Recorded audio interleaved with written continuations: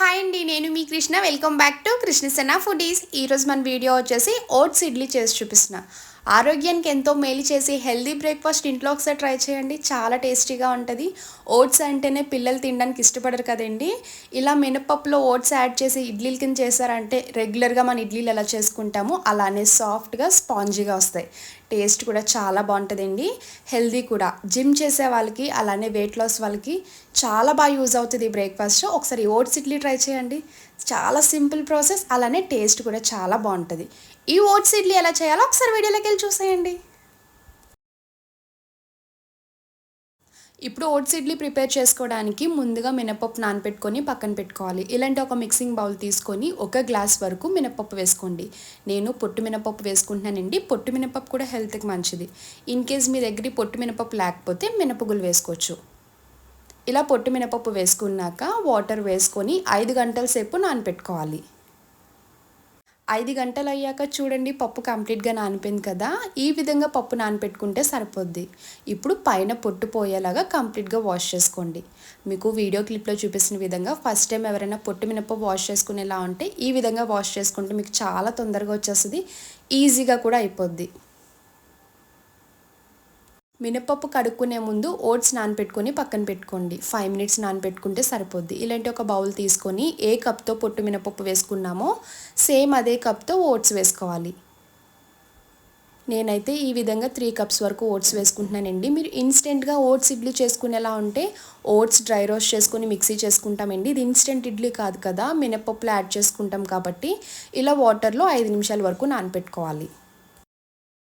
చూడండి, పొట్టి మినపప్పు ఈ విధంగా వాష్ చేసుకోవాలి. అక్కడక్కడ పొట్టున్నా కూడా ఏం కాదండి. ఒక 90% వరకు శుభ్రంగా వాష్ చేసుకుంటే సరిపోద్ది. ఈ పప్పు ఒక పక్కన పెట్టుకొని మిక్సీ చేసుకునే ముందు రవ్వ నానపెట్టుకోండి. ఇలాంటి ఒక మిక్సింగ్ బౌల్ తీసుకొని ఏ గ్లాస్తో పొట్టు మినపప్పు వేసుకుంటున్నామో 2 గ్లాసుల వరకు ఇడ్లీ రవ్వ వేసుకోవాలి. ఇంకెక్కువ వేసుకున్నా కూడా రవ్వ రవ్వలా ఉంటుందండి. ఇడ్లీ తినడానికి అంత టేస్టీగా ఉండదు. 1 కప్పు పొట్టు మినపప్పుకి 2 గ్లాసుల వరకు రవ్వ వేసుకుంటే తినడానికి సాఫ్ట్గా ఉంటుంది. అలానే స్పాంజీలా కూడా చాలా బాగా వస్తుంది. ఇలా రవ్వ వేసుకున్నాక వాటర్ వేసుకొని ఒక 2 నిమిషాలు పక్కన పెట్టుకోండి. ఇప్పుడు పప్పు మిక్సీ చేసుకోవడానికి ఇలాంటి ఒక మిక్సీ జార్ తీసుకొని నానబెట్టుకున్న మినపప్పు మొత్తం వేసుకోవాలి.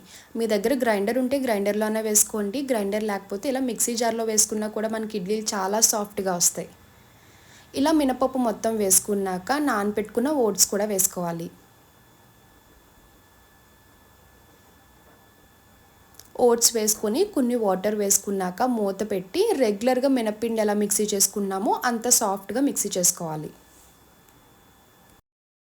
చూడండి, వీడియో క్లిప్లో చూపిస్తున్న విధంగా మినప్పిండి ఇలా మెత్తగా మిక్సీ చేసుకోవాలి. ఇలా మెత్తగా మిక్సీ చేసుకోవడం వల్ల ఇడ్లీలు కూడా చాలా సాఫ్ట్గా వస్తాయి.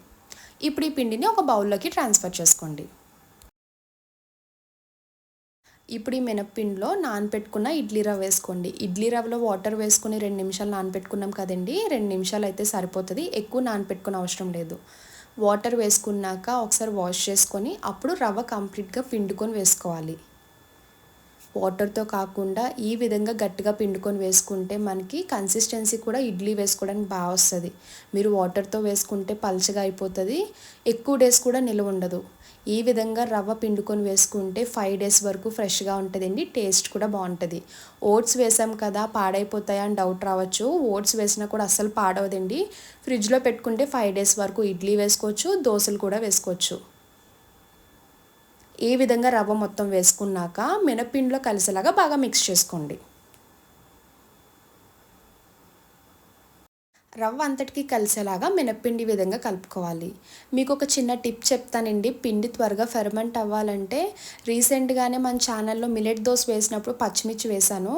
పచ్చిమిర్చి వేస్ట్ అయిపోద్ది అని అనుకుంటే పచ్చిమిర్చికున్న పైన తొక్కలు ఉంటాయి కదండి, ఈ విధంగా తొక్కలు వేయండి. పిండి చాలా తొందరగా ఫెర్మెంట్ అవుతుంది. మీకు పెరుగు ఎలా తోడుకుంటుందో సేమ్ ఇది కూడా అంతేనండి. 4 to 5 అవర్స్లో ఈజీగా ఫెర్మెంట్ అయిపోద్ది. పిండి కొన్ని సీజన్స్లో త్వరగా ఫెర్మెంట్ అవ్వదండి. అలాంటప్పుడు ఈ టిప్ యూజ్ చేయండి, బాగా యూజ్ అవుతుంది. నాకు రీసెంట్గా మిలెట్ దోశ వేసినప్పుడు పచ్చిమిర్చి వేసాను కదా, అప్పుడు టిప్ బాగా యూజ్ అయింది. ఈ విధంగా వేసుకున్నాక మూత పెట్టి ఒక 4 to 5 అవర్స్ వరకు పక్కన పెట్టుకోండి. 5 గంటలు అయ్యాక ఒకసారి మూత తీసి చెక్ చేసుకోండి. చూడండి పిండి బాగా ఫెర్మెంట్ అయింది కదా! నాకైతే ఈ టిప్ బాగా యూజ్ అయిందండి. ఒకసారి మీరు కూడా ఇంట్లో ట్రై చేయండి. రెయినీ సీజన్‌లో, వింటర్ సీజన్‌లో మనకి పిండి త్వరగా పులవడానికి టైం పడతది కదా! అలాంటప్పుడు ఈ టిప్ యూజ్ చేశారంటే మీకు బాగా యూజ్ అవుతది. ఇప్పుడు అవన్నీ తీసేసి ఒకసారి గరిటెతో కలుపుకోండి. ఇలా బాగా పులిసిందంటే మనకి ఇడ్లీలు కూడా చాలా బాగా వస్తాయి.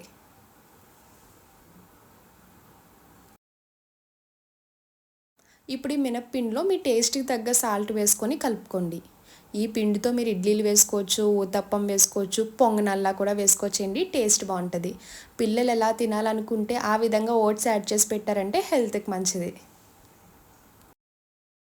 ఇప్పుడు ఇడ్లీ పెట్టుకోవడానికి ఇడ్లీ ప్లేట్స్ తీసుకొని ముందుగా ఆయిల్ అయినా నెయ్యి అన్నా ఉంటే గ్రీస్ చేసుకోండి. ఇలా గ్రీస్ చేసుకోవడం వల్ల ఇడ్లీలు అంటుకోకుండా చాలా తొందరగా ఊడొచ్చేస్తాయి. మీరు ఇడ్లీ పిండి వేసుకున్నప్పుడు పై వరకు కాకుండా సగం వరకు వేసుకోండి. ఎందుకంటే ఇడ్లీ కుక్ అయినప్పుడు పైకి పొంగుతుందండి. మీరు మరీ ఎక్కువగా వేసేస్తే మనకి పొంగిపోయినట్టు వస్తుంది. ఈ విధంగా 1/4 వరకు వేసుకోవాలి. ఇలా ఇడ్లీ ప్లేట్స్ అన్నీ ఫిల్ చేసుకున్నాక ఇప్పుడు ఇడ్లీ పాత్ర తీసుకొని అందులో 1 గ్లాస్ వరకు వాటర్ వేసుకోండి. ఇలా వాటర్ వేసుకున్నాక ఇడ్లీ ప్లేట్స్ అన్నీ పెట్టుకొని స్టవ్ మీడియం ఫ్లేమ్‌లో మూత పెట్టి మీరు రెగ్యులర్‌గా ఇడ్లీ ఎలా కుక్ చేసుకున్నారో సేమ్ ఈ ఓట్స్ ఇడ్లీ కూడా అలానే కుక్ చేసుకోవాలి. ఇలా ఇడ్లీ కుక్ అవుతున్నప్పుడే మిడిల్‌లో ఒకసారి కుక్ అయిందో లేదో మూత తీసి చెక్ చేసుకోండి. చూడండి ఇడ్లీలన్నీ బాగా పైకి పొంగాయి కదా! ఇప్పుడు మనకి హ్యాండ్‌కి కూడా ఏం టచ్ అవ్వట్లేదు కాబట్టి ఇడ్లీ కూడా పర్ఫెక్ట్‌గా కుక్ అయిపోయినట్టు. ఇప్పుడు మూత పెట్టుకొని స్టవ్ ఆఫ్ చేసుకోండి. వెంటనే తీస్తే మనకి అంటుపోయినట్టు వస్తది. కొంచెం లైట్‌గా చల్లగా అయ్యాక అప్పుడు ఇడ్లీలు తీసుకోవాలి. ఇప్పుడు ఇడ్లీలన్నీ ఒక్కొక్కటి తీసుకొని ప్లేట్లోకి సర్వ్ చేసుకోండి. చూడండి మనం రెగ్యులర్‌గా మినపప్పుతో ఇడ్లీలు ఎలా వేసుకుంటామో ఈ ఓట్స్ ఇడ్లీలు కూడా అలానే వచ్చాయి కదా! టేస్ట్ కూడా చాలా బావుంటదండి. సాఫ్ట్‌గా, స్పాంజీగా తినడానికి కూడా చాలా బావుంటది. ఇందులో ఒకటి గుర్తుపెట్టుకోండి ఓట్స్ ఏసినట్టు కూడా అస్సలు తెలీదు. ఇలా చేసి పిల్లలకి పెట్టారంటే నార్మల్ ఇడ్లీ అని తినేస్తారు. ఓసారి ఇలా ఓట్స్ ఇడ్లీ చేశారంటే మళ్ళీ ఇవే కావాలని అంటారు. అంత టేస్టీగా ఉంటాయి. ఇప్పుడు మీకు నచ్చిన చట్నీతో సర్వ్ చేసుకోండి. చూసారు కదా! ఓట్స్ ఇడ్లీ రెడీ అయిపోయింది. చాలా యమ్మీగా ఉంది కదా! నాకైతే టేస్ట్ చాలా నచ్చిందండి. ఇంట్లో ఒకసారి మీరు కూడా ట్రై చేయండి. చాలా అంటే చాలా బావుంటది. చూసారు కదా ఓట్స్ ఇడ్లీ. నా వీడియో మీకు నచ్చితే లైక్ చేసి షేర్ చేయండి. ఇలాంటి మరిన్ని ఇంట్రెస్టింగ్ వీడియోస్ కోసం కృష్ణ సన్న ఫుడీస్‌ని సబ్స్క్రైబ్ చేయండి. Bye friends. Thanks for watching.